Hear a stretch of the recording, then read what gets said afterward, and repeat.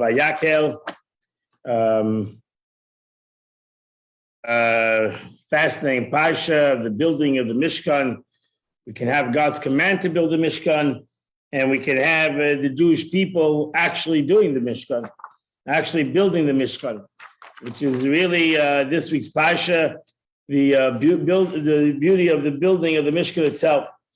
So we know that everybody was involved in the building of the Mishkan. Everybody was extremely involved in the bringing of all the gold and silver and everything that was needed for the building of the Mishkan. So it was really a community event for the Jewish people at that time, and teaches us all what it means to be involved in community in general, and in the building of a Mishkan in particular. The building of the Mishkan is Asli Mikdash Shechanti B'Soicham. The building of the Mishkan was a place that was a center of the Jewish people. It was actually in the journey of the desert. It was actually right in the middle of all the 12 tribes.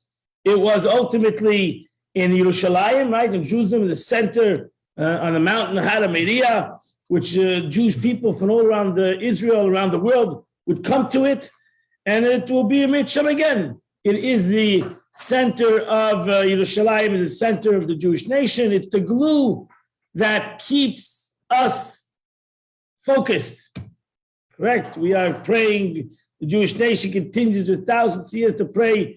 Uvnei Yerushalayim. We want to go back to Yerushalayim. Bnei Yerushalayim. Rebuild Yerushalayim. The Shana Haba Yerushalayim Habnuya. In the year to come will be in Jerusalem, the rebuilt Jerusalem, with the Beis Hamikdash in the center. And we need that glue. We need that glue. We need that entity that brings things together. For in any relationship, whether it's a relationship between each other or it's a relationship between us and God, there are many facets in this relationship. There are many things in this relationship. There's many different concepts in this relationship. To keep any relationship together and as one, we need things that keep this relation, right? Two people are two different people. They have two different agendas. They might have two different desires in life. You know, for sure, between us and God, God's desire and our desire is a vast difference between the two. And we hope God fills our desire and we should fill God's desire. But even though we're not the same between us and God. We're humans. God is infinite. Even within each other, we're not the same. So how do we create this unity between one another? The Eibishter wanted to make a Mishkan, build a Mishkan, right? What happened was after the golden calf, right? After the giving of the Torah, you have the golden calf, which brought disunity between us and God. And God said, okay, we need to create something that will bring unity. And what was that? The building of this Mishkan, the building of this tabernacle, beautiful tabernacle, which Torah gives off a lot of space for it, right? Truma, Tetzaveh, now Vaykel, Lexmi Pekudei, 4 portions. You know, many laws we learn from one letter in the Torah. Here you have 4 portions where the Torah goes through detail by detail. You know, 2.5 cubits by 2.5 cubits by 1.5 cubits. And God is seemingly into the halves a lot. He likes a half, you know, the half a shekel. It's all halves, and there's many Kabbalistic meanings to that also, and interpretations to that concept itself. But the Medrash, there's a beautiful Medrash, and this is the Sikh of the Rebbe. There's a beautiful Medrash because we know that there was a main man in the building of the Mishkan. There were actually 2 main men in the building of this Mishkan, even though there were hundreds of people, maybe thousands of people involved, but there were 2 main guys. And that was Moshe Rabbeinu, who was the one who put out the plans, so to say. He was the one who put out the plans. He was the foreman. But then, no, you had Betzalel. Betzalel was the real hand-on before me. So maybe Moshe Rabbeinu was the architect, and Betzalel was the builder. Trust me, No. I built this building for an architect and a builder to get together is a nest. He was the architect. Well, he was the designer. He was the designer. Whatever. You had a Moshe Rabbeinu who was representing the architect, and then you had the builder. Really, this two parshas is about the builder, right? Truma Tetzaveh is about the architect. God, Moshe Rabbeinu, whatever, because the Medrash is over here say that there's an argument between Moshe Rabbeinu and Betzalel. The one who represents the architect and the builder are arguing on something, and the Rebbe wants to understand why does the Medrash need to tell us this argument? Something the Medrash tells us this argument between the two. There must be a reason that the Medrash tells us this argument. Well, I'm sure they argued a lot between each other, because always builders and architects have arguments. But this is a beautiful sikha of the Rebbe.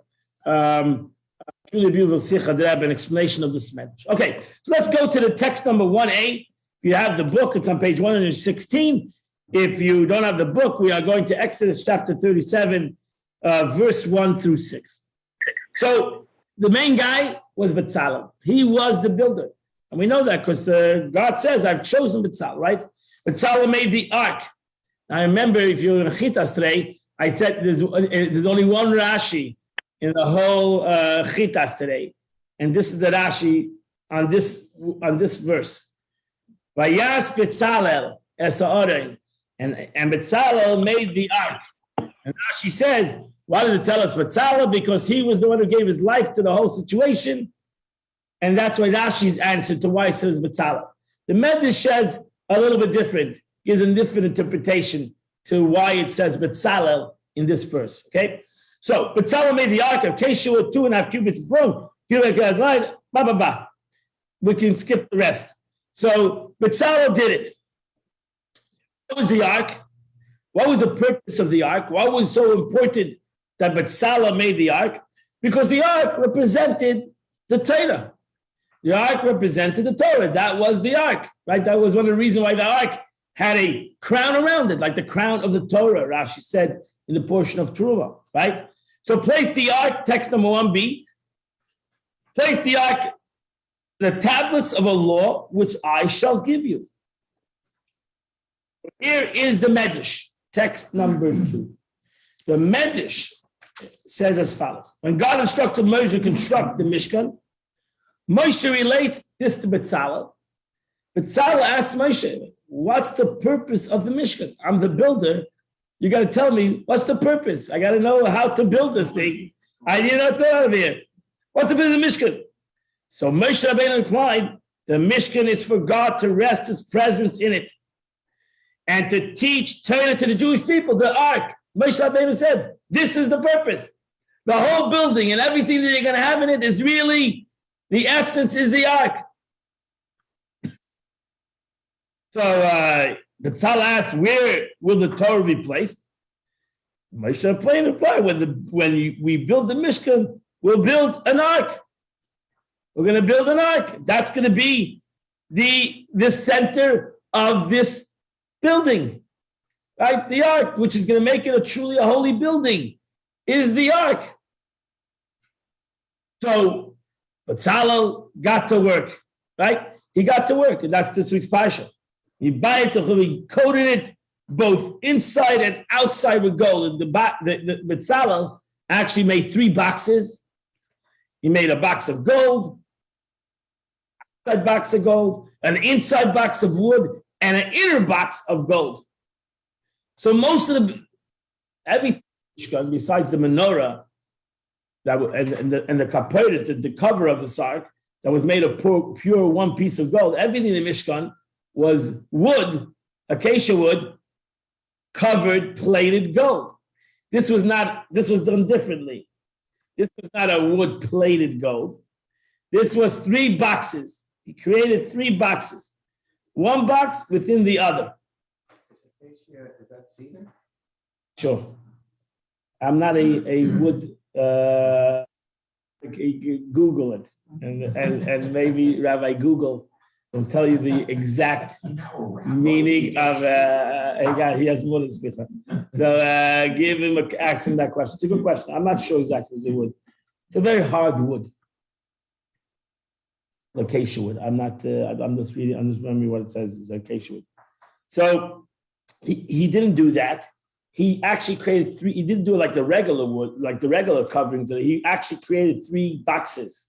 He coated it in gold, both inside and outside. The Gemara says, what was the reasoning of it?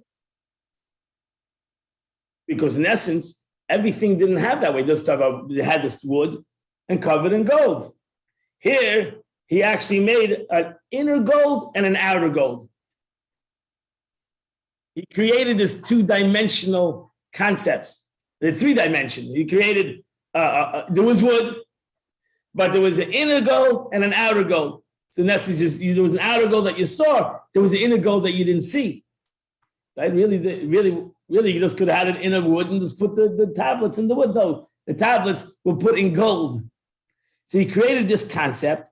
So Rabbis taught us, since the ark symbolizes the Torah, any Torah scholar who's inside and is outside is not a true Torah scholar. You want to be a Torah scholar, you kind of talk the talk.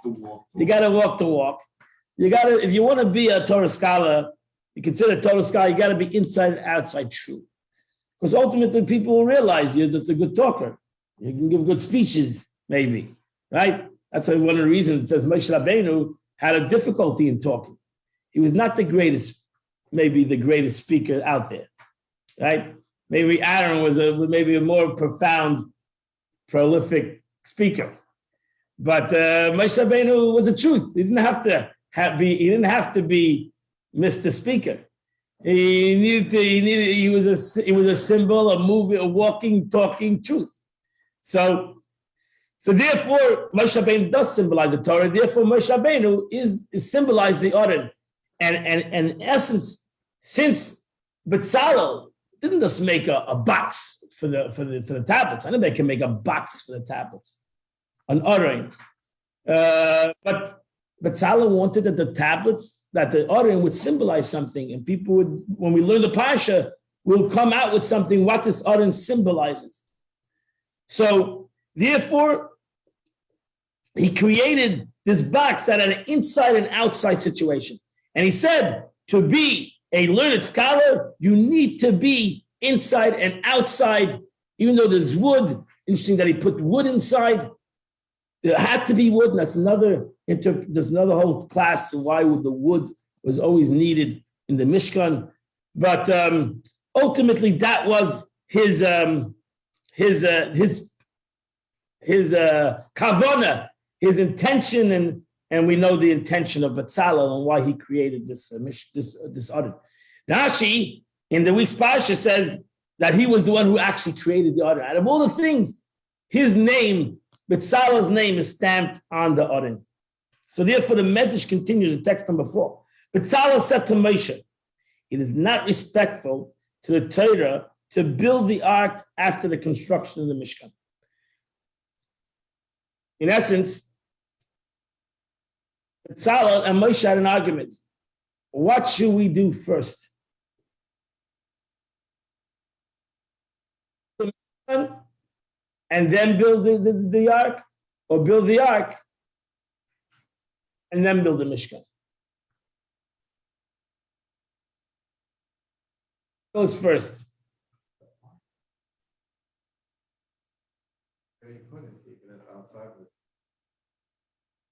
Yeah, what do you do first? You build the utensils and then do you build a home, or you build a home and then you buy your utensils? Usually, rationally, you build a home and then you go buy the furniture, right? You don't build a Torah first. Right? Somebody protect the sacredness of the Torah first. Somebody's walking around holding the Torah. What is he doing with it at this point? Yeah, what are they going to do with the Torah? You got to put it somewhere being housed right now. and make it, and then you can honor The ark first. The ark first. the ark should come. Moshe Rabbeinu said, God said, you should build the Mishkan first. So they had this argument Ultimately, Bezalel won the argument. That's when the builder doesn't always win. The one with the skills always wins. And that's why Moshe Rabbeinu acquiesces to Bezalel. And that's why he was given that name, Bezalel, Betzel Kel. Moshe Rabbeinu said, you understood the real reasoning of the building of the Beis HaMikdash. And you understood, you had more chachma, even I'm the one who is giving you the details from God himself, but ultimately you're in the shadow of God. It's Sel Kel, you're in God's shadow. You really know the real purpose in the building. And therefore, we're going to go your way. So that's the matter. Bezalel said to Moshe, it's not respectful to the Torah to build an ark without construction. Rather, we should first fashion the ark and then construct the Mishkan. And that, as a result, Bezalel merited for the ark is referred in his name. As the verse says, Bezalel made the ark. That's the story. That's the medrash. What goes first? Ark, the home. Why? What is the meaning? Really, the question is, what is the meaning in this medrash? What is the meaning in this medrash? What is he want to build it ultimately? He built it in that kind of a way. He built first.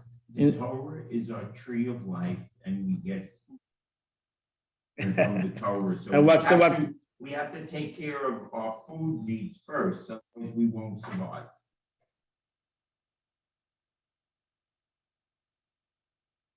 Actually, It's a pyramid. right, but if you look in this week's Parsha, you see he built the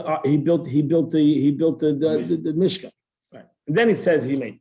Okay. Forget about, first of all, the Jewish people in the desert at that time were surrounded by clouds of glory. No, I'm not saying Okay, so they were not like outside in the street. Okay, Right. what is so disrespectful to build an ark and before the Mishkan, or to build a Mishkan before the ark? What is the meaning? Really, the Rebbe says we need to know what is the deeper meaning of this argument, and why does the Medrash tell us this argument in I Moshe don't know Rabbeinu? where all the gold comes from. How much gold? That's another class. They got it from the Egyptians. Okay, No, but we used up a lot of the gold on the gold. okay, staff. let's roll. So the Torah says, so here the Rebbe says, they each went out with 90 donkeys of gold. Okay, so a lot of gold. They had a lot of gold. And a lot of- Okay, they had a lot of donkeys too. Correct. A lot of gold and a lot of donkeys. Correct. Okay, so the Rebbe says as follows: what is the system of the Mishkan, the home, and the ark?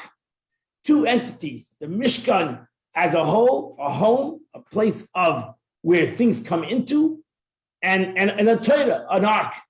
An ark. We see that actually in the time of the second temple, there was no ark, right? The first temple had an ark, the Mishkan had an ark, but in the second temple, the ark was gone, right? There was no ark there. So there was missing an ark. So, but there was still a temple, there was still a home without this ark. So what is the symbolism of both of these things? So Chassidus says the symbolism of both of these things is the two pillars upon which we as Jews stand upon. There's three pillars, but the two of the pillars, right? The pillars of the world. Today the world is shaking. That's why you need to actually, when the world would shake, the Rebbe would say we need to strengthen these three pillars. We need to learn more Torah, we need to do more service of God, and we need to give more charity. And that's the pillars that the world stands on, the Mishnah says in Pirkei Avos. So what are the two pillars? Is Torah, self-understood, the learning of Torah, and mitzvahs, avodah, service of God. These are two important things that have two different purposes.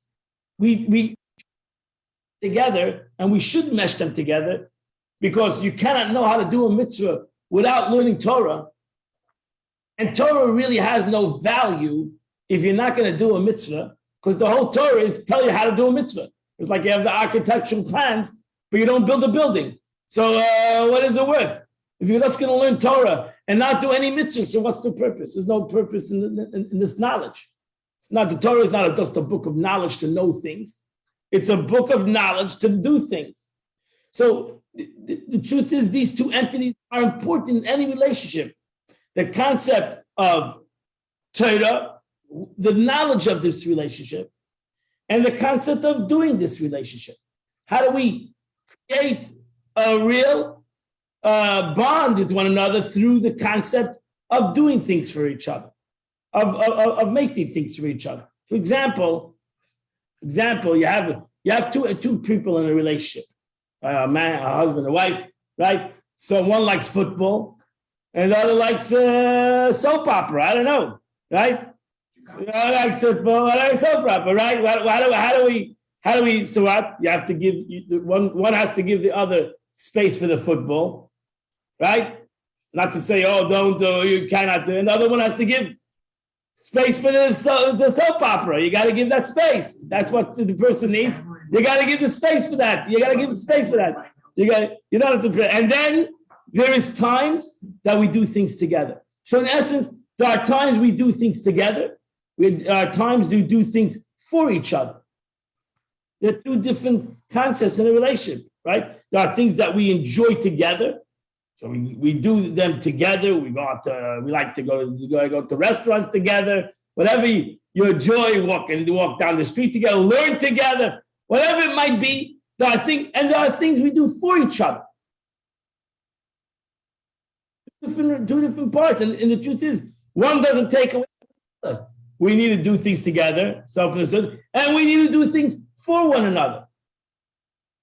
That means I do it for you. I do something for you. I might not be interested in it. It might not be my hobby, but I know it's your hobby. So I'm going to do it for you. I'm going to give you space. So I'm going to make a popcorn for the game. I'm going to make sure you're comfortable. And I'm going to make sure you're going to enjoy it. I'm not going to bother you because you enjoy that. So we'll give you time. Maybe I'm not going to enjoy it myself. I won't sit with you, but I'll make it. Maybe I'll even sit with you against my will for you. Not that I'm interested. So in essence, there's two concepts in our relationship with each other. There's two concepts of the relationship with God. There's things that we do together with God, and there were things that we do for God. And really, these are the two concepts in our lives, in our relation with the Abish. So that's what the Rebbe says. The Rebbe brings down out the Rebbe in text number 5. There are two types of Jewish souls. Truth is that there are the souls of total scholars who engage in study all their lives. And then we have the souls of mitzvahs. They might not ever be Torah scholars, right? Most of us, we're not Torah scholars. We're not Torah scholars. We might think we're Torah scholars, but we're far from Torah scholars because that's not our avodah. That's not our service. Actually, the Alter Rebbe writes, we're not in a generation of great Torah scholars. That was in the time of the Mishnah. That was in the time of the Gemara. We'll never reach up to such scholarship abilities like the sages of the Mishnah. It's just not going to happen. Generations have become weaker in knowledge. It's not going to be a Gemara too. What about the Rebbe, Rabbi? What about the Rebbe? That's one person. In the times of the Mishnah, there were hundreds of Torah scholars. There was not one person. There was hundreds. So you have one in a generation, two in a generation. Pick me out. I can count to you 10 on your hand of great Torah scholars. That's not scholarship. That's one person, 10 people. Like the tzaddikim, there's 36 tzaddikim in a generation. 36. What's 36 of 15 million? Tzaddikim. We need more. We need the whole generation. Everybody should be tzaddikim. Why one? Why 36? Why 70? Why? That's a very limited number. Right? In the times of the Mishnah, you had hundreds of it. In the times of the prophets, there were not one prophet, there were hundreds. There was actually a school of prophecy. You actually could have gone to a school of prophecy. Imagine, sign up for a school of prophecy. Moshe, you would sign up for that. I know that. You would sign up for the school of prophecy. They might have thrown you out after a week, but you would sign up for the school of prophecy, right? So Don't pick on my I know, right? So that's the situation. That's why the Alter Rebbe says Today's generation, we need tzedakah, we need action. It's a generation of action. We need doesn't mean you shouldn't learn Torah. I'm not taking that away, God forbid. You should understand the Torah. But we're not going to be Torah scholars. Majority of us are not going to be Torah scholars.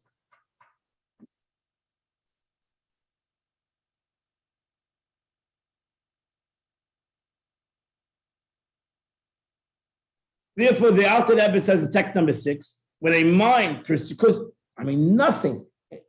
Even if you're not going to be a Torah scholar, learning Torah is so important to everybody because that's where you become united with God, whether you're a scholar or not, whether you're going to turn to a scholar or not. But when you sit and contemplate and learn Torah and you understand it and truly understand it, you're having a personal relationship with HaKadosh Baruch Hu, the Alter Rebbe says. There's no greater relationship with God than the learning of Torah. Kesed Torah. That's why Torah has a crown to it, because there's no greater unity in a relationship with HaKadosh Baruch Hu right now that we're sitting and learning Torah together. When a mind perceives and understands an intellectual subject, it grasps the subject, encompasses it. The subject becomes grasped and encompassed by the mind that understands and perceives it. Even during the course of study, before the mind has fully grasped the subject, the mind is invested in the subject. You're trying to imagine what you're learning. You learn the Parsha of the week. You're trying to imagine the Mishkan in your mind. Your mind is now occupied in the book, in the book, in the study that you're learning. For example, when we clearly and thoroughly understand and comprehend a particular law in the Mishnah or Talmud through strenuous application in our minds grasp and encompasses that law and are invested in it while we study it. It might not be invested that long, but as the time that we study, it's invested in it. We're trying to figure out why the Torah says this law. People come to learn Gemara, but they can't. It's very hard because learning Gemara is investing your mind. It's not just like reading a nice, philosophical concept. Everybody likes philosophy because they don't know what we're talking anyway. So, people like to begin with to talk about, but they don't know what they're talking about. So let's talk about things that we don't know what we're talking about. Well, the Gemara is something you're learning that you should know what you're talking about. Right? You shouldn't just say, oh, the Gemara says A, the Rava said B, and no. Why do you say that? That's why you have arguments in the Gemara. They're arguing with each other. Why do they argue with each other? And the Gemara brings down their argument so that you know from the argument what each one held and why they said that. So if the Gemara would just bring down one rabbi, nobody argued, you would never know what the rabbi really meant.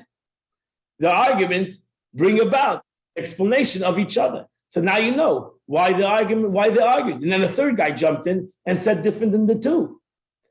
Now it's even more complicated. And now it's even more understandable.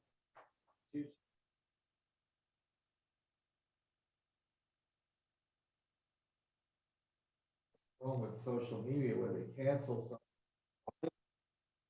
When you don't have different opinions, you don't know what's going on. You cannot know knowledge if there's only one opinion. You cannot know anything. You're ignorant if one opinion.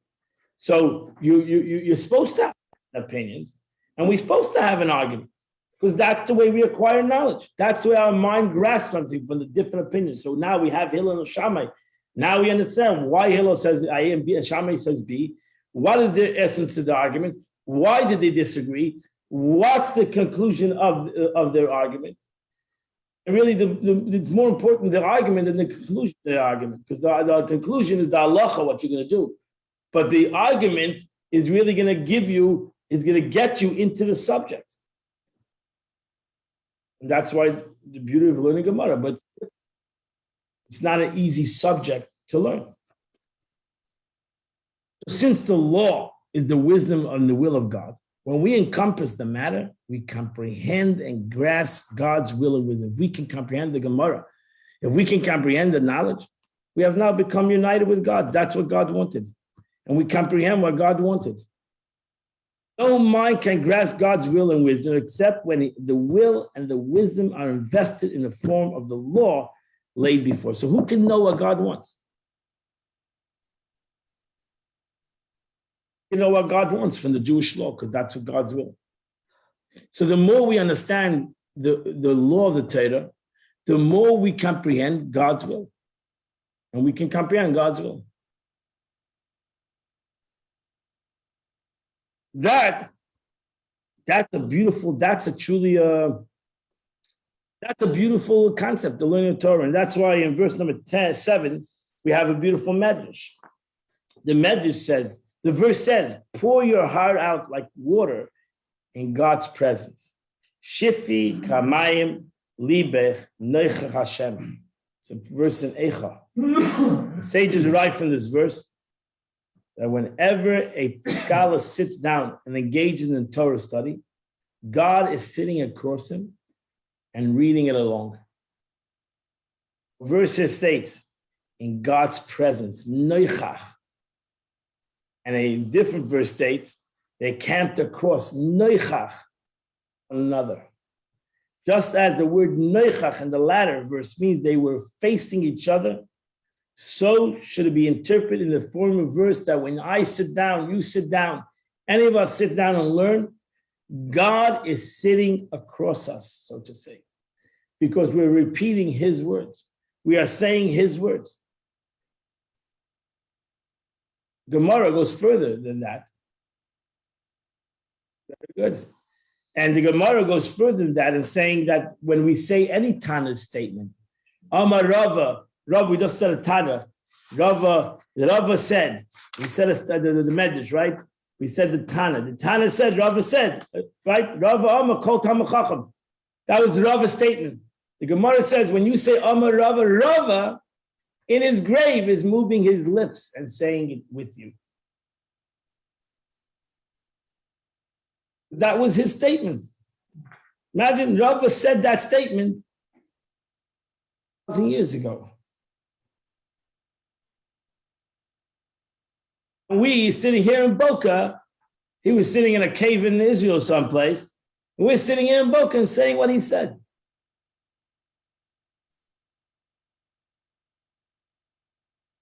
Therefore, God, in essence, we're repeating something, we're repeating it, whether it means that he's moving his lips or we're moving his lips.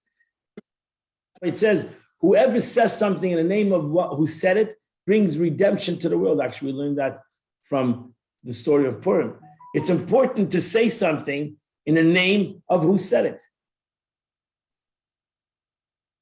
That, in essence, creates the bond between us and those sages of the past.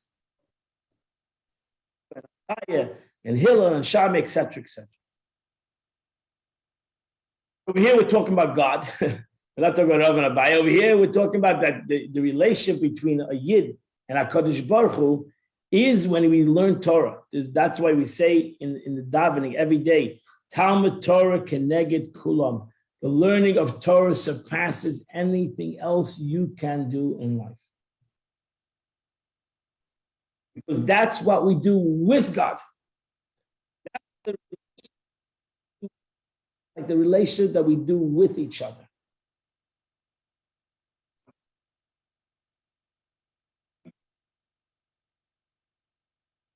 Good question. You should know that you should only stop studying for doing mitzvahs, a mitzvah that cannot be done through somebody else. So if the mitzvah can be done through somebody else, then you let them do the mitzvah. But if the mitzvah cannot be done through somebody else, it's only when you stop to do a mitzvah. Because now we'll go to a mitzvah. everything has its time. What King Solomon said, everything has its time. And everything has its purpose. So just like Talmud Torah is the most important thing, but there is an important thing in the concept of mitzvahs. And again, that's the thing we do. That's what we do for God. This is what we do. Now we're going to go to what we do for God. And that's the mitzvah. The mitzvah is what we do for HaKadosh Baruch Hu, right?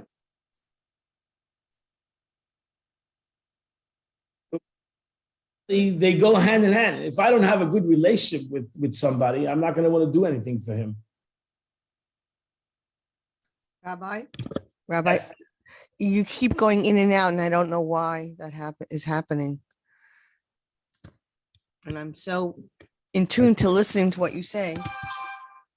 Thank you. I'm trying. Hello, you hear me now? Yeah. Sorry. Okay, so I'm not going to start over. You know what I'm saying? Okay, let's continue. So let's continue.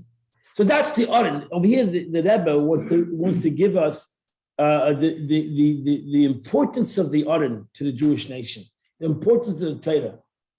And it doesn't make a difference whether we'll ultimately reach the level of Talmud Chacham or not. That shouldn't be our.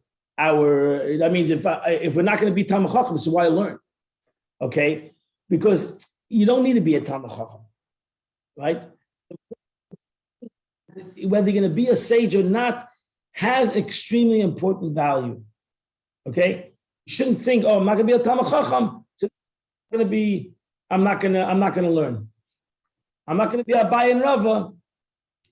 The Rebbe, if you saw the Gem video Saturday night, is actually a video of my Rosh Hashiva for California, Rabbi Ezra Shachat. So he's a genius of a man. He's running a big yeshiva in California. So Shiva Archanan. So he says when he was 15, 16 years old, he wrote to the Rebbe. He told the Rebbe, after reading stories of great sages, like the Alter Rebbe, when he was 14 years old, he was very spoken, wrote interpretations on, and this rabbi who spoke in front of great sages, since I want to be like them, I'm never going to be like them, so forget it, I'm quitting. Why should I learn? He writes as a 15-year-old to the Rebbe. He writes as a 15-year-old. He says, what should I learn? That's what I think I want to be. I'm never going to be that. Because I'm already 15, so I'm never going to be that. So forget it. So maybe not my purpose. And this 50-year-old receives a reply from the Rebbe. He receives a reply to him, and self-understood that the Rebbe wanted this 15-year-old to continue on his journey of learning Torah. He became a great Rosh Yeshiva. He ultimately became a great dean of yeshiva. And the guy is an unbelievable mind, an unbelievable person. The Rebbe writes him to this 50-year-old, tells him that you should know that irrelevant what you're going to be, right? You should continue to learn Torah, whether you're going to be a great sage or not. In the famous story that Rebbe brings out, Rab Zusha, when he said, when he was crying, he said, when I come to heaven, they're not going to ask me why wasn't I, Avram Avinu, why wasn't I Moshe Rabbeinu? They're going to ask me, why weren't you Zusha? Therefore, some of us are merited to know exactly our journey. Most of us don't merit to know exactly our journey. And therefore, we need to do everything, right? We need to learn when we can. We need to do mitzvahs when we can. And that's why we say every morning, we say we're going to do all the mitzvahs when we can. Whenever we're going to have a chance to learn, we're going to sit and learn. Whether we're going to become a great sage or not, that's not important. Be who you are and to try to do everything that you can do in your journey as a human being.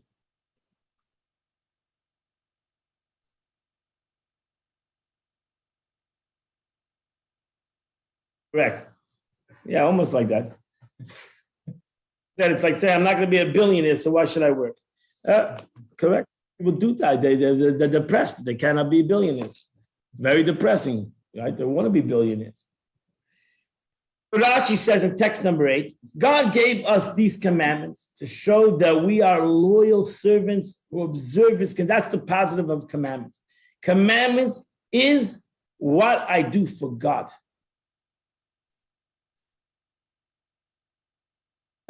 Relationship, there's what we do together, and we understand each other. We have this mental and spiritual journey with one another.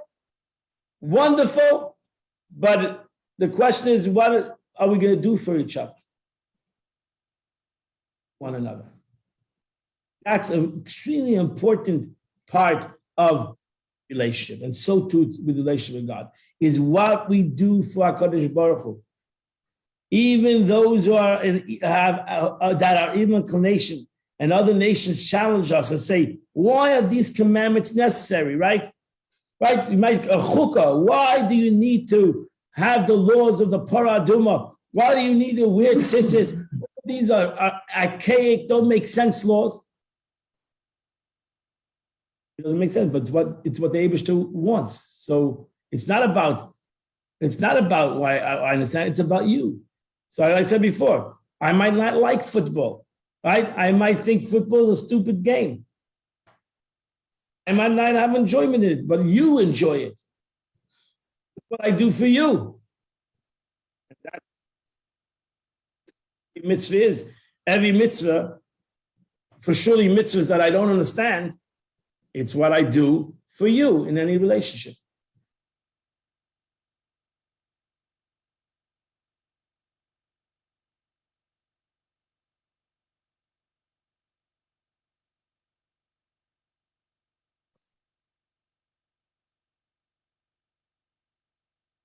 But the question is, why the way I do it? See, that's the problem. I might do it, but I do it out of pain, out of fear, right? I'm worried about retribution, right? I don't really, I do it. I do it because I got to do it, right? No, you should do it. You want a relationship. You do it simcha. You should do it with joy, right? Because I'm doing it for you. So why wouldn't I want to do it for you? It's not important about me. Not everything is about, every relationship has to be where we're in sync in everything that we do. And if we're not in sync in everything that we do, we're not a happy marriage. That's ridiculous. We are two different people. We have two different needs. Not everything is, we need things together. And each one needs to fulfill each other's needs. If we understand that in a regular relationship, we're showing between us and God. We understand God's needs. God's needs. We understand that God says you're going to come into the sacrificial. That God says it's a nachas ruach. I get a great pleasure. You might say, what kind of pleasure is that? Yeah, maybe it's not a pleasure to you. It's a pleasure to me. Oh, but why? Because it's a pleasure to me. Okay, I'll do it. I really don't want to do it. Then you have a strained relationship. 9, the Rebbe, look at the Rebbe explains it. Torah and God are one. As Tanya teaches, through Torah study, we become united with God, the giver of the Torah. It's an incredible and unparalleled union. Certainly, in so much of the Torah study leads us to great lofty experience, in its enjoyable experience. Observed by contrast is a material exercise. Mitzvahs are observed with physical objects that are outside of ourselves. Their observance require us to surrender ourselves and descend from our level, from the great heights to the deep pit, from the faculty of intellect to the faculty of action, the lowest faculty we will possess. So that's why you're going to come to Pesach, right? Even the Chacham says, why do we need to do mitzvahs? Can't we live in love and in intellectual bliss, right? We are in love. We have a love relationship with God. Why do we need to do these things? Why does it have action? Why get involved in action? Let's have a deep, loving, comprehension relationship with God. Jews love, like I say, philosophy. We love to philosophize. Why not? It doesn't cost anything. Hey, let's sit and philosophize. Philosophize about God. Philosophize about love of God and fear. And the truth is, it's a great question. The Jewish people always had this struggle. We didn't have to struggle with our belief in God, or comprehension of God. We had to struggle with why do we need to do all these things? God need all these things. Therefore, a number of Hasidic discourses point out that even animals possess the faculty of action, and in this regard, we bear no advantage over them. So now we're becoming philosophical. Why we don't need to have action? Why do we need to have action? Why do we need action? For this reason, Torah study is an enjoyable experience, while mitzvahs observance, the primary element is submission to the will of God. Really enjoy doing mitzvahs, truthfully. But when you do, what do you say? You sanctified us with your mitzvahs and you commanded us. So that means the real essence of a mitzvah is that it's a command by God. So even doing a mitzvah, I should never lose that. And that's why that's why the bracha of the mitzvah is that, right? Because sometimes when it comes enjoyable, which every mitzvah should be enjoyable, we forget the commander. It becomes about ourselves. My enjoyment. That's the danger. And therefore we always need to make the bracha. We need to think about when we make the bracha, what's the meaning of the bracha? That the bracha is that God commanded us. Never forget the commander of the mitzvah. Because sometimes we get so involved in the mitzvah and love it so much, we forget that there's a commander. Why do we need a command? I love it. I should simply love it. That's why it says every mitzvah you do, you should add to it, right? Shabbos, add to the Shabbos. You love it so much, give it another hour. Now you see how much you love it, right? Give it another hour. Give it another 2 hours, right? You love it so much, and then you look at the watch. When is it over, right? When is it finished? When can I go buy pizza, right? Right? No, put another hour to it. See, right? Then you'll see you love it. You love davening so much, daven another hour. Let's see. Go a little bit, love a little bit more. You help, you love giving charity, give a little bit until it hurts you a little bit, until you feel the giving. That's the point, because you have to love it. It has to be a concept of God's command.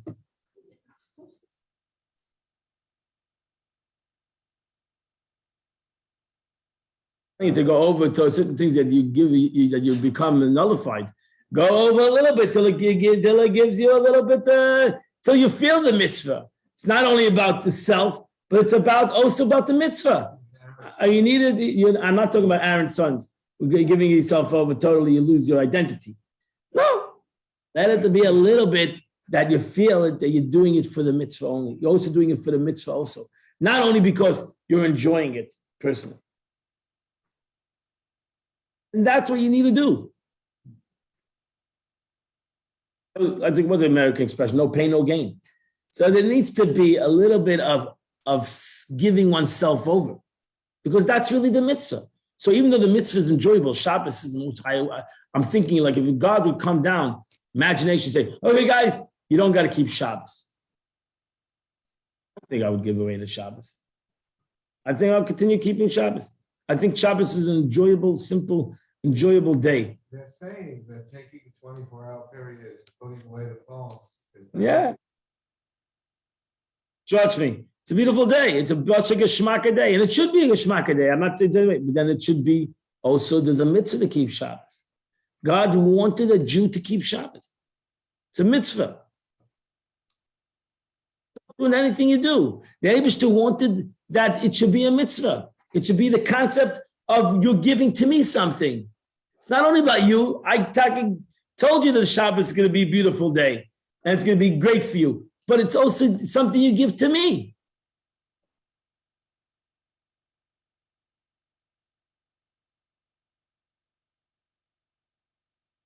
That's really the great difference between learning Torah and a mitzvah, because Torah needs to become your knowledge. The Eibishter wanted that Torah should become yours, while the mitzvah God wanted should always be his.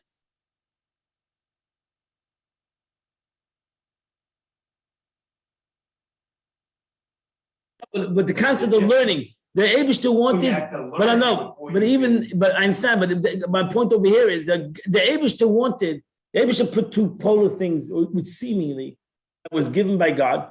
One, that it should become part of us, and one that should not become part of him.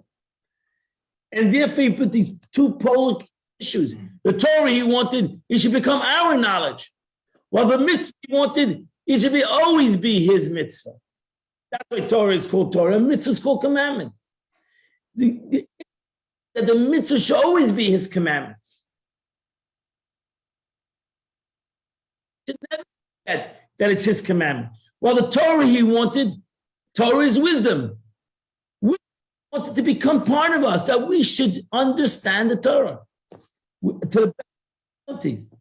So the Torah he wanted that we should become, we should argue with God, right? Even when it comes to a Torah, we should argue with him. Like Abraham. Abraham, not like the Gemara's famous story where they argued, where the God said it's this way and the rabbi said it was the other way. And God said, I agree with you. So when it comes to Torah, God says, argue with me. Not with a mitzvah. God says, don't argue with me. Because the mitzvah is about me. How can I argue something when it's my need? Tell me I don't like something. Don't like it. I like this. So either you're gonna help me like it, or you're not gonna give me that you're not gonna give me that concept which I like.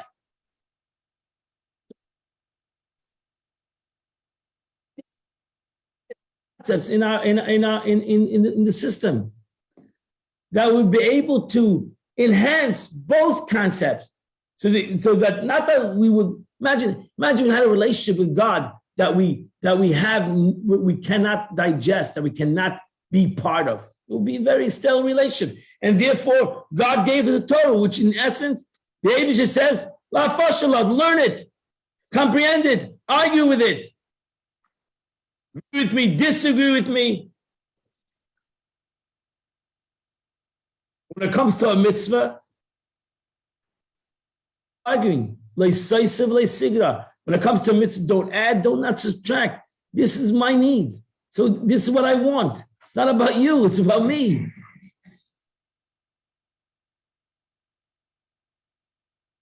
What are you arguing about? You're telling me I shouldn't want it.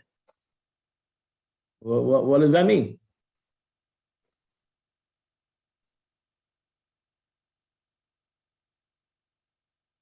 The Rebbe says in text number 10, when a Jew studies Torah and grasps God's wisdom in his and her mind, they become united with Torah. That's unbelievable. It's an incredible, unparalleled. Oh, I said this. And they are completely united as one from every angle. They are being in one person becomes Torah.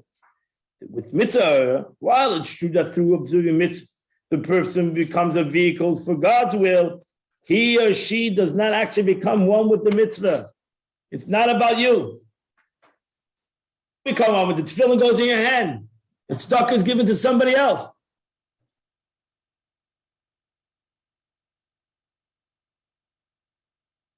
Got it? Me. Oh, you with me? Okay.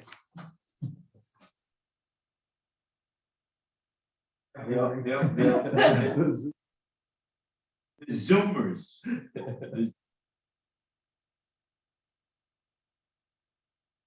Okay. The population.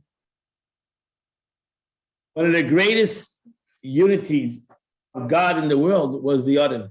As we come to the circle, was the Aron, the Ark. Revelation. That's why it was not in the second temple. This concept was not in the second temple. It was only the first temple in Mishkan, because the world was ready for such a unity between God and the physical world. Where is that expressed?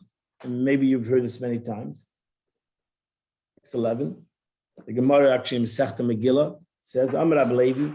Rab Levi said, the following is a tradition that has been passed down to us from our ancestors. The space taken by the ark is not included in the mention of Holy of Holies, right? Oh, if this was the Holy of Holies, the room of the Holy of Holies, right? Right? Let's say it was 20 amas. We're gonna go there, right? 20 amas.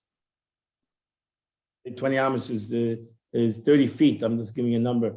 20 amas. 10 amas. That was the width of the thing. No length. If you put the ark in the middle, now the ark was 2 amas, 2.5 amas, right? 2 amas. So if you you put the ark in the middle, if you go from here to there and here to here, you should be missing. It should be 2 amas missing so you measure from here, from this side of the wall to this side of the wall. It should be only 18 amas or 19 amas from this side of the wall to this. It was 19 amas. You're missing 2 amas in the middle, right? So the miracle was that it was 10 from this side and 10 from that side.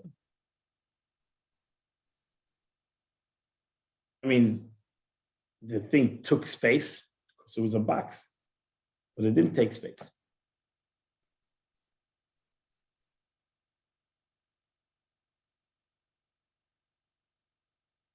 It's impossible to happen in the physical world. I was going to give you an answer. World is not.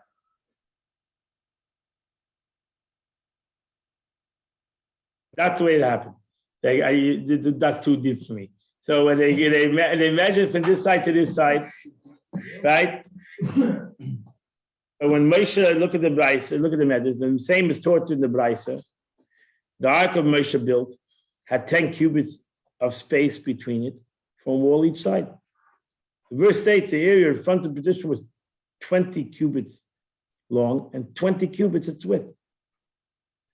The verse states the wings of the cherubim were 10 cubits and the wings of the other cherubim were 10 cubits. Where did the ark stand?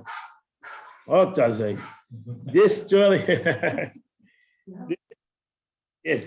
this surely proves that the ark stood in a place miraculously without taking up any room.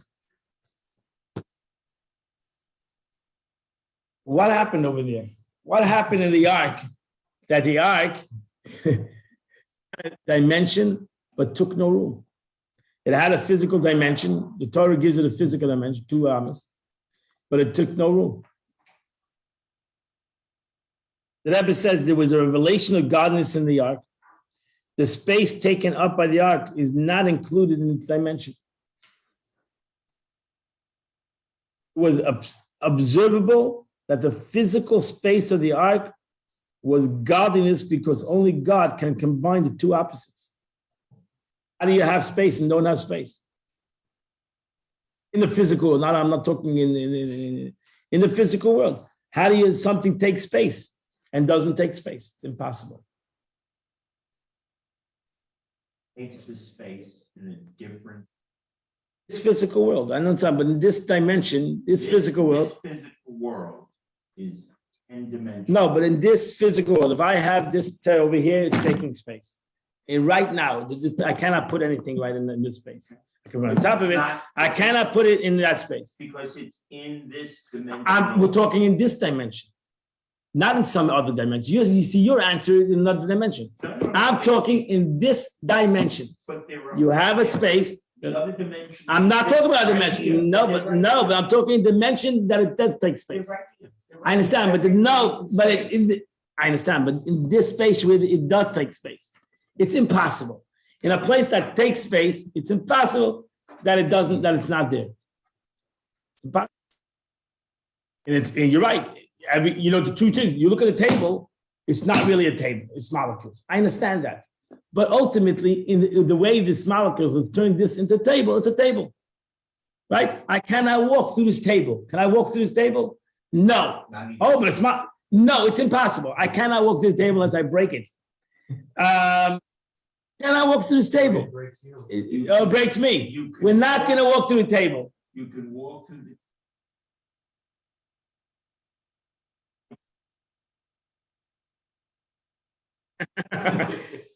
No.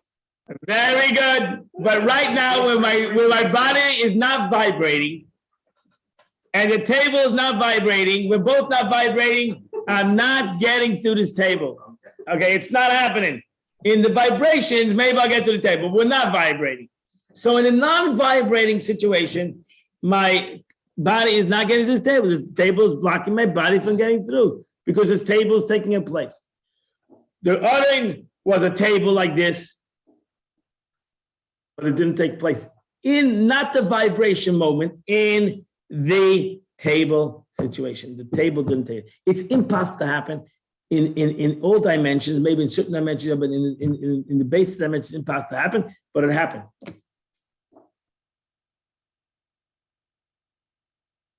That's like the burning bush. The bush burned, but did not consume.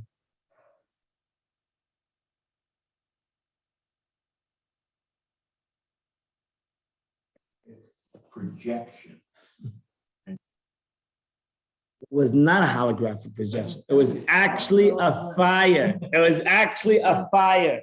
Okay, if you want to, that's the problem. When we want to project it into some kind of scientific concept, then you can come up with different things. But if you want to talk to it in a practical way, then that's what it was.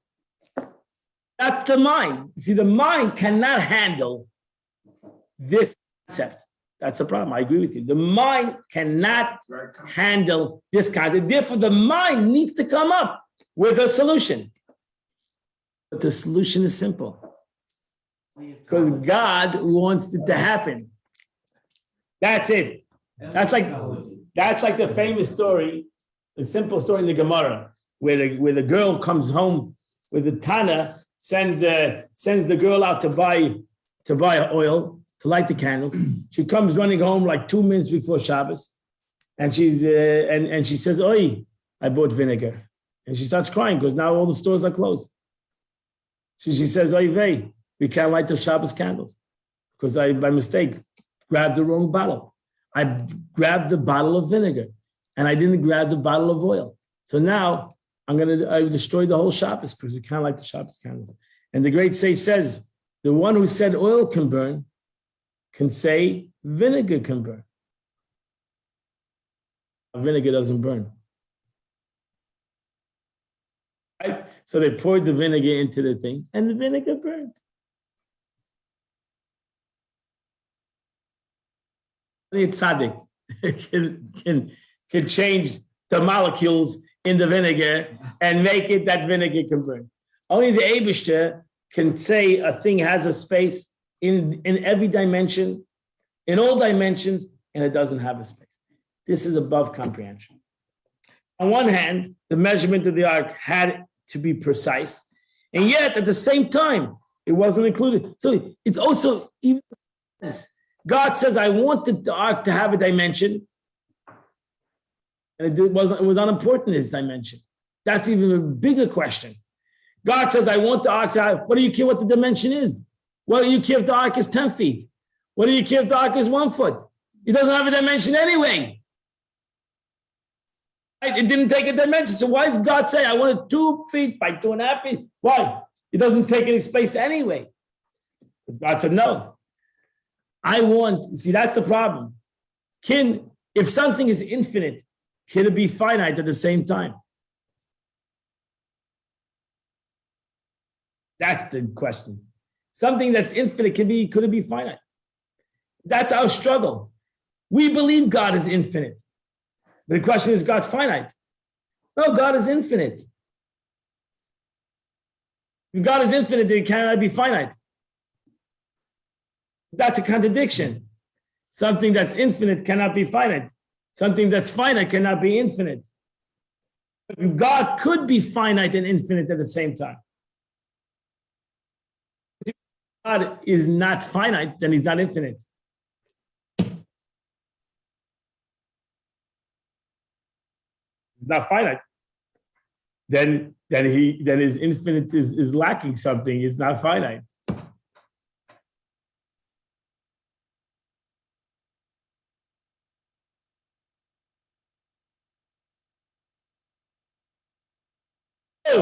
I don't know what you mean by that. Giving you So quantum physics. right. You don't know what Schrodinger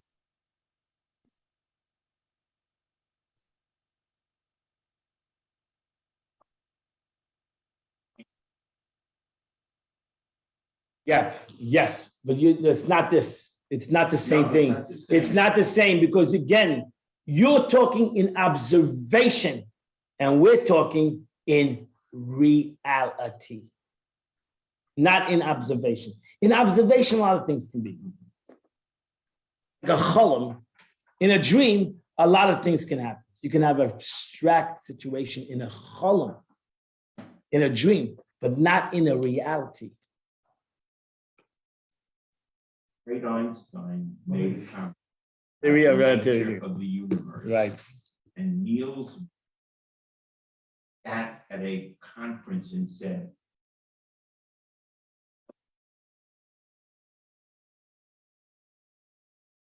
Einstein couldn't control his own personal life, but he can tell God what to do and not to do. Okay, whatever. He can Okay. tell God what to do. On If one God hand, wants the universe to be probabilistic, then it's correct. okay. Okay, let's continue. Let's finish this off. We're late. On one hand, the measurement of the ark was precise, and yet at the same time, it wasn't included in the dimension of the Holy of Holies.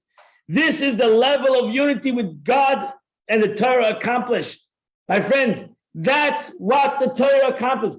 The Torah accomplishes a unity with God that's not parallel, that is uncomprehendable, that is above and beyond imagination. And that's why we should learn Torah more and more and more. That's not what the Mishkan accomplished.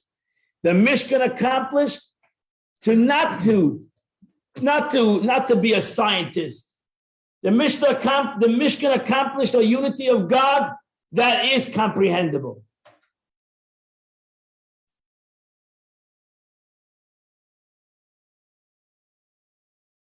That was the argument between Moshe Rabbeinu and Bezalel. What do you do first? What do you do first? Chicken with the Right, do you do the incomprehensible and then the comprehensible? Or do you do the comprehensible and then do you do the incomprehensible? The Rebbe says the Mishkan general represents the use of the 13 physical materials to conduct the sanctity for God. Well, it's true the Mishkan as a whole, and in the work associated with the sacrifices in particular, there was also manifestation of godliness through various miracles. This was not to the extent that the physical materials itself became godly. The cow was the cow, the ark was the mizbeach was the mizbeach, but not that this became a unity that lost its physical identity. It didn't. This was a unity that was in the physical world.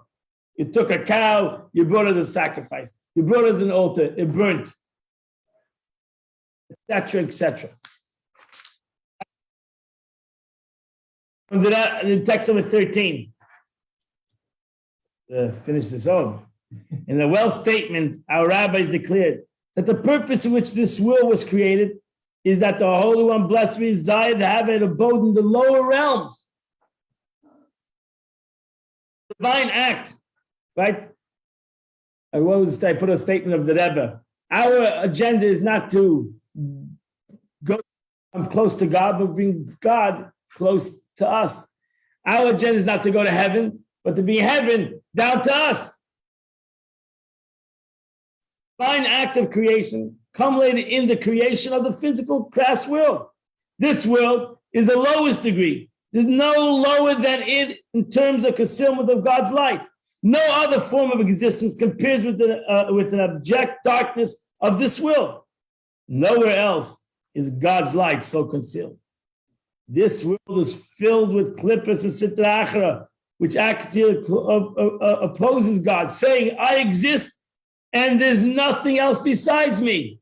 And God says, that's the place I want to live. That's the place I want to be. I want to be in the most dark place the world can bring. I want to be in the most challenging places that can be. That's where I want to be. That's why most of us go or are involved in the most mundane, trivial, crazy situations that we can be in.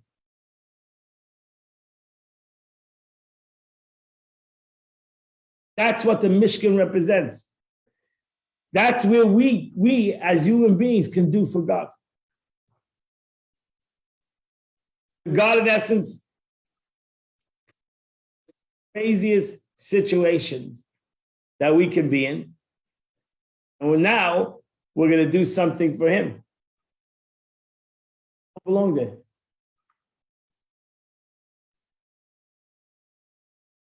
Not there for ourselves. We're there for Him.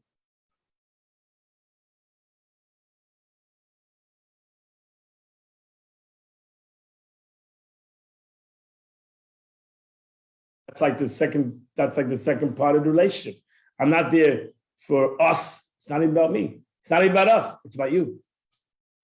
I'm there for, I'm going to give you. Why did God put us in these situations? Because now I'm going to do something what I'm going to do for Him. I don't belong here. Rabbi, I have a question. Yes. I understand what you're saying, but if you take it from a human being's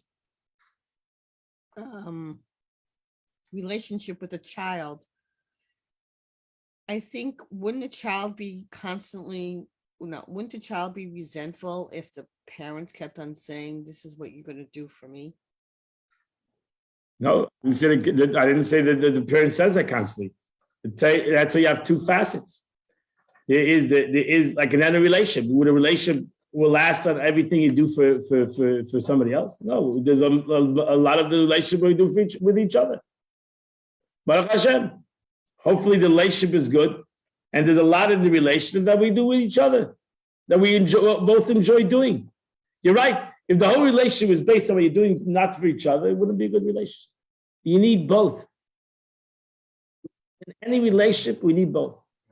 We have a relationship that we enjoy each other. We are in unison with each other.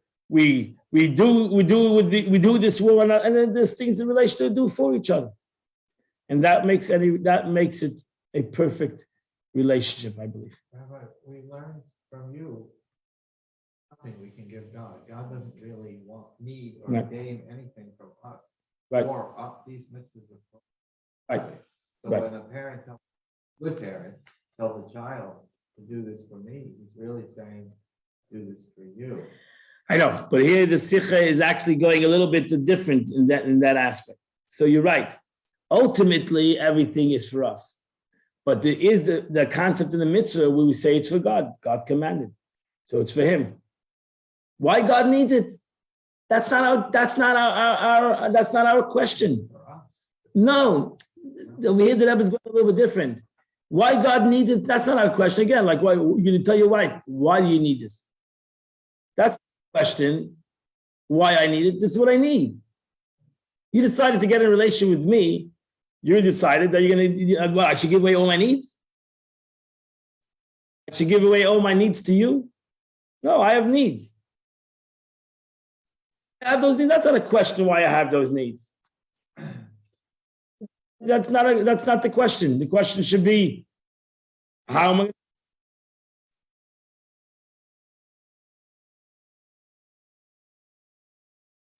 It's about the other person. You're going to the next level. That really ultimately everything's for us. That's another concept in Torah. That even the mitzvah is for us. But in the basic concept of the mitzvah, as I said, you're saying the blessing. Asher Kirishanu, sanctified us. So he brought us closer to Him. The mitzvah with His commandments. So the Eibishter and the Tzivani, He commanded us. Right? So there are some mitzvahs that you're not going to be able to say it's for you ultimately. It's not going to happen. Maybe when you come like the chukkah, you'll never understand the mitzvah. Even if you become mature, you'll never understand. Okay. I hope I answered your question, the person that, Helen, I hope I answered your question. I think. Yeah, I guess because Yeah. it's being repeated. So it sounds like it's, you know, it's. Right now, with that was talking about that concept. That here is God needs us to go to the lowest world and to go into the darkness of the world. David, just so to say, says, I need you to do that for me. Right, okay. I want to have a dwelling place in everything. I created that darkness. I know exactly what it is. I didn't give you, that's why you have the expression in the Gemara that the Abish doesn't give something to something that he cannot handle. So God knows exactly what that darkness is. He created that darkness. He says, but that's where I want to be. And that's where I put you to be in that situation, and do it for me. That makes more sense. Because by you doing it, you're bringing me there. So therefore, do it for me. Maybe it's hard. But ultimately, you're doing it for me. And that's what every Jew should do a mitzvah, because we're doing it for the Eibishter. You know, the Rebbe, I said this before, maybe, on this class, but the Rebbe writes in Ayom Yom, he says, you can have all the kavanas in every concept in davening. You can have great kavanas, great meditations of all the prayers. But the greatest meditation is that you're praying to God. Sometimes in all the meditations, we lose because we become so involved in all these meditations that we think it's all about us. And we can even translate, oh, God created prayer. God needs our prayer. It's about us. It's about him. Pray to God. Don't never forget that. We're praying to God. God wants us to pray to him. And that's really the most simplest kavanah you should have. I'm praying to God. And that's why in many synagogues it says, Shivisi Hashem Lenegdi Summit. Know before you sin. You've sinned for God. So that's really, all your meditations need to ultimately lead concept. But if we forget that, the meditation. Thank you. And we forget the core of everything. So really, that's the beauty of the mitzvah. And that's really what needs to be, that's really the whole Torah. The whole Torah, the whole relationship with God is to do for him. The more the relationship I have, the spiritual relation, the love, and it's all ultimately to do it for him. That's why we'll end off with text number 14. Rabbi Typhoon and the elder sages who were gathered in the upper chamber of the Tzina house of Lud. The question was raised: what is greater, the study of Torah or the performance of mitzvahs?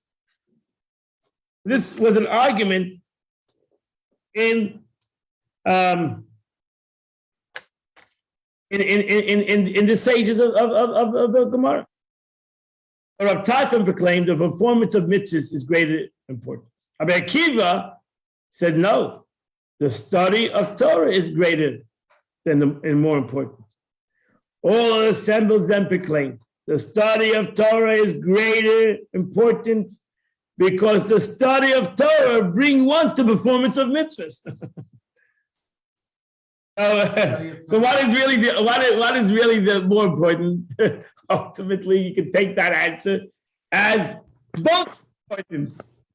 The study of Torah is more important. Why? Because it brings you to do to do the right thing. Isn't the study of Torah itself one miss? Yeah, the study of Torah is a mitzvah to study Torah. Correct. So, Can I ask you a question, Rabbi Bucket? Right, that's the Alter Rebbe explained that actually the study of Torah has two things. Because the Torah could be, there's two things in the study of Torah. It could be the study of Torah to know what to do, and then the study of Torah does for the study of Torah, not to know what to do. Thus, that's the mitzvah of studying Torah, not to know what to do, just to study Torah. Like a lot of people say, why do you need to learn the sacrificial offering, the whole book of Leviticus we're coming in 2 weeks to? We don't have a base of meaning, so why are we learning all that? We don't do it because we study the concept of the study of Torah, which we're hoping we're studying because we know what we're going to do with it. But even right now, the study of Torah has it within itself. Yeah. Before you hang up, I just want to I'm ask you a hanging up. question. Thing you said, but I don't want to interrupt what you're saying now. Unless you're done. So basically, that was the disagreement. That was the not disagreement, but the debate, even in Betzalel and Moshe Rabbeinu. What is more important, the Aron or the Mishkan? So he said, the Mishkan was built for the Aron. They're really one entity. You cannot have a Mishkan without an Aron. You cannot have an Aron without a Mishkan. They need to be built together, and they each one have its importance. The Aron, which is symbolic to the Torah, has its importance. The mitzvah, which is the tabernacle, which is symbolic to the mitzvahs, has its importance. The whole Aron was built for the Mishkan. If there's no Aron, there's no Mishkan. There's no Mishkan, there's no Aron. They go in essence together. Yes. What's your question? So my question is that you said that the Gemara says that Hashem doesn't give you anything more than you can handle. And I've heard that many, many times, but mostly as sort of like a new age psychobabble kind of thing. I never heard it as a source, as the Gemara being a source. Could you just elaborate on that a little more? Because I've never been sure it's true, actually. But if it says it's Gemara, then I would think that it's true. It's a Gemara. Ein HaKadosh Baruch Hu ba b'trunya im b'yosef. God does not come to give something to somebody that cannot do. Where does it say that? It's a Gemara. I'll tell you where it is. I'll look it up. It's 100% a statement. It's not. I didn't make it up. It's an Aramaic statement. It's a Gemara statement. God doesn't give you something you cannot handle.